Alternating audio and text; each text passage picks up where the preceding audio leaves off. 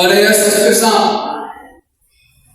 Kabla hata sijaendelea, nataka uelewe kabisa ya kwamba hayo maisha yalikuwa ni mfano wa maisha yetu leo. Agano la Kale, Biblia inasema ni kivuli cha maisha ya Agano Jipya. Ndivyo tunavyoamini leo. Watu wanaishi ndani ya mipaka. Leo kuna waombaji wanaomba ndani ya mipaka.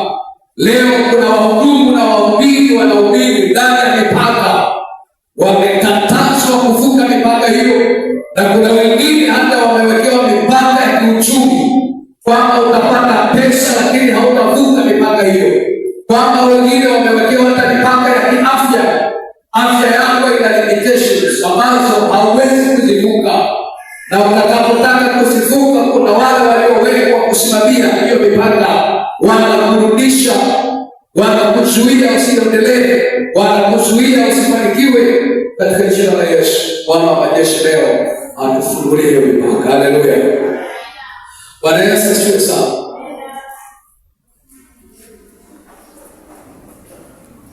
Ili ujue ya kwamba Mungu amekusudia, angalia katika kitabu cha Isaya sura ya 54.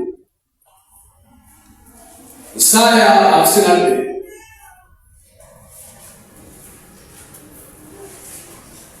Mstari wa kwanza hadi wa 3.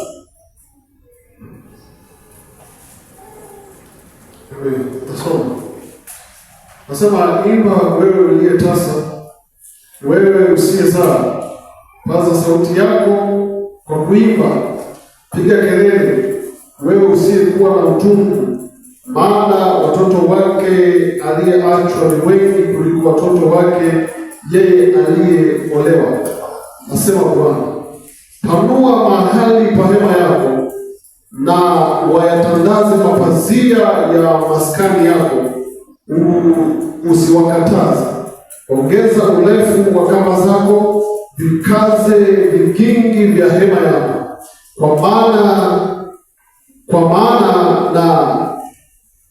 maana utaenea upande wa kuume na upande wa kushoto, na wazao wako watawamiliki mataifa, wataifanya miji iliyokuwa ukiwa kukaliwa na watu. Amen. Bwana Yesu asifiwe sana. Sasa Isaya anaandika habari za ongezeko kwa mfano wa mwanamke tasa, mwanamke asiyezaa. Naweza kueleza katika mfano huu. Jaribu kutembelea nyumba ya single mother, au hata sio single mother. Anaweza kuwa binti ambaye hajaolewa au kijana ambaye hajaoa na wala hana watoto. Jaribu kuangalia kwa namna ambayo unaweza kuichunguza kwenye nyumba au kwenye familia au kwenye maisha ya mtu huyo. Unaweza ukashangazwa kabisa kuona hata vijiko vya chakula pale nyumbani anaweza kuwa na kimoja tu cha yeye, hata kama ataongeza sana labda vijiko viwili kwa sababu ya mgeni mmoja. Na kuna mtu mmoja ananicheka hapa kwa sababu niwewe kutembea kwake nikakuta kijiko kimoja tu. Bwana Yesu Kristo. Ndivyo hana, yani hata ukienda kwa huyo mtu uweze kupata, jitahidi sana kupata vitu vya watu watatu wanne, ni nadra sana. Anaweza kuwa na kitu cha kwake kimoja kwa sababu hana mtoto, hana mume au mke wa kukaa, hana mgeni au baba au bibi anayetunza, yuko peke yake. Kwa hiyo hana mawazo hata ya kuongeza angalau sturi ya pili, sturi ya tatu. Bwana Yesu asifiwe. Lakini hapa kwenye maisha ya mtu huyo, nenda kwa familia ambayo ni extended, familia ambayo inaishi na mtoto wa mjomba na mtoto wa shangazi, inaishi na mtoto wa kaka, inaishi. Nenda kwenye familia ambayo analea shangazi yake, analea mjomba wake. Nenda kwenye familia ambayo anakaa na babu yake na bibi yake. Alafu uliza, hivi utapata kijiko hapo? Unaweza kuitoa vijiko ambavyo labda vya kujaa dawa vingi, kwa sababu watumiaji pia ni wengi. Bwana Yesu asifiwe sana. Mfano huo upo kwenye kitabu hicho cha Isaya 54. Mwanamke huyu hakuwa hata na nyumba kubwa. Ukiangalia mazingira haya, unaposikia kusema tanua ongeza vigingi vyako. Weka namna ambayo watoto wako sasa watakuwa wengi. Ongeza na kile chumba cha kulala, ongeza na sebule kubwa, isiwe sebule kama uchochoro. Unaweza kuelewa mwanamke huyo ambaye ni tasa asiyezaa, hakuwa hata na asset kwenye maisha yake. Amen. Ufahamu wake na akili yake imekubali kwamba mimi niko single, tena alone, bila watoto, bila mume, bila familia. Hali yake imekaa hapo, mipaka yake imezuiwa hapo, boundary yake, vizuizi viko kila mahali. Na kwa mfano huo, angalia anachosema Mungu. Mstari wa 2 na 3 unaanza kuelewa juu ya kusudi la Mungu kwa mtu huyu aliye single, kwa mtu huyu asiyezaa, kwa mtu huyu asiye na familia, kwa mtu huyu asiye na chochote, kwamba sasa panua mipaka yako, ongeza hema yako, gonga vigingi ambavyo vingefaa kuwa na familia kubwa.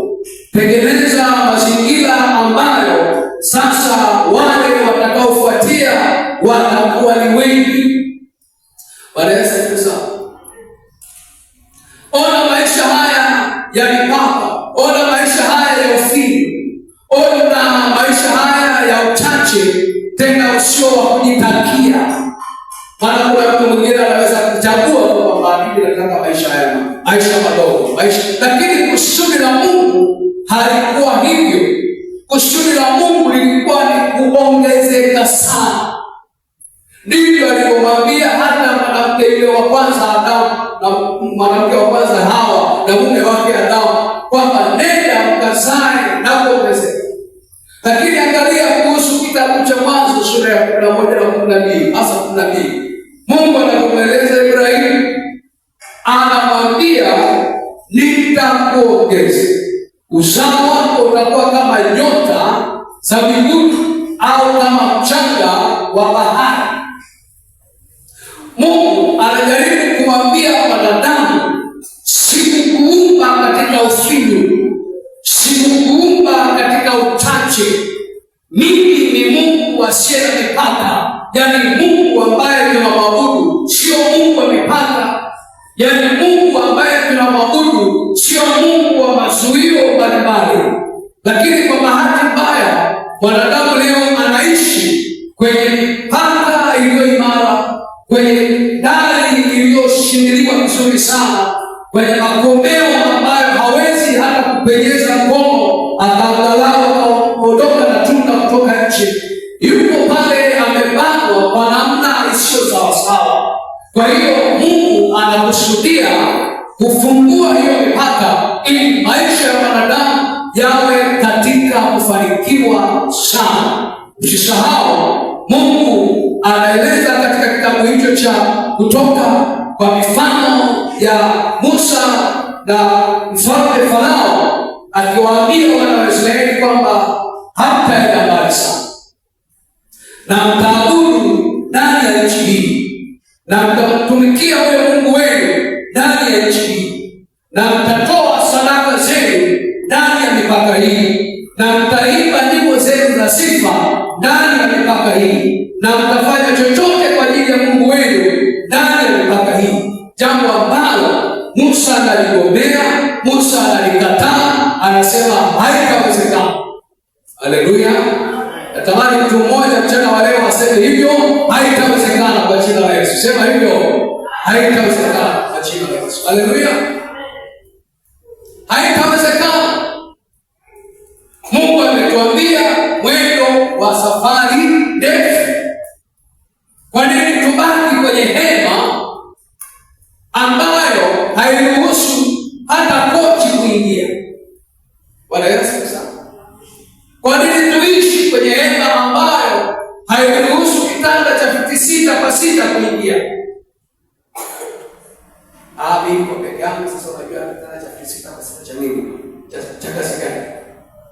Niko peke yangu sasa, ninunue vijiko vingi vya nini? Niko peke yangu.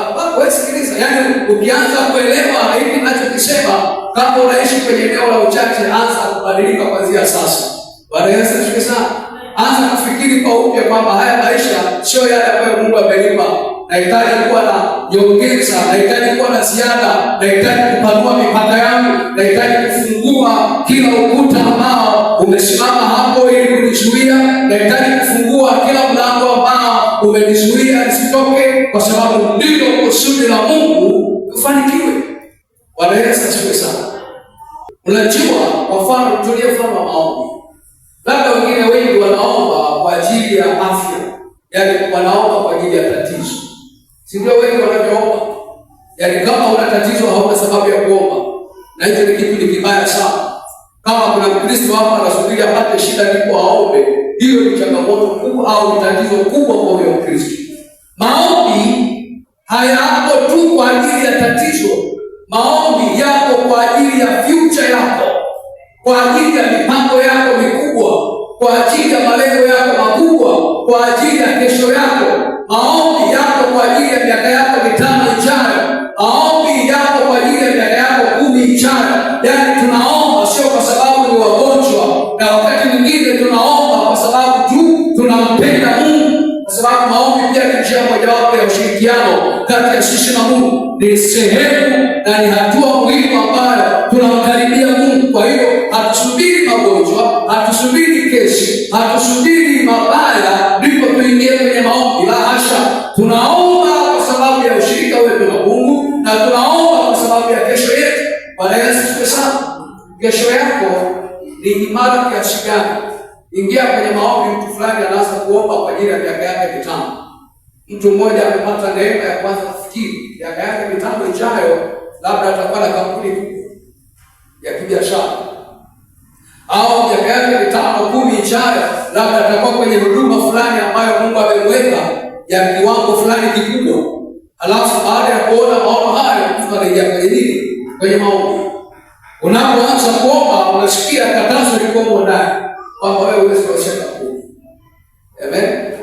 Wewe omba tu kwa ajili ya kichomi kilichomo. Omba tu kwa ajili ya mafua yanayokusumbua. Omba tu kwa ajili ya ulisha kazi yako ambaye anaona. Omba tu kwa ajili ya masomo ya watoto wako. Omba tu kwa ajili ya njaa yako ya chakula. Omba tu kwamba upate angalau mtaji wa shilingi 10,000 kufanya biashara ya mchicha.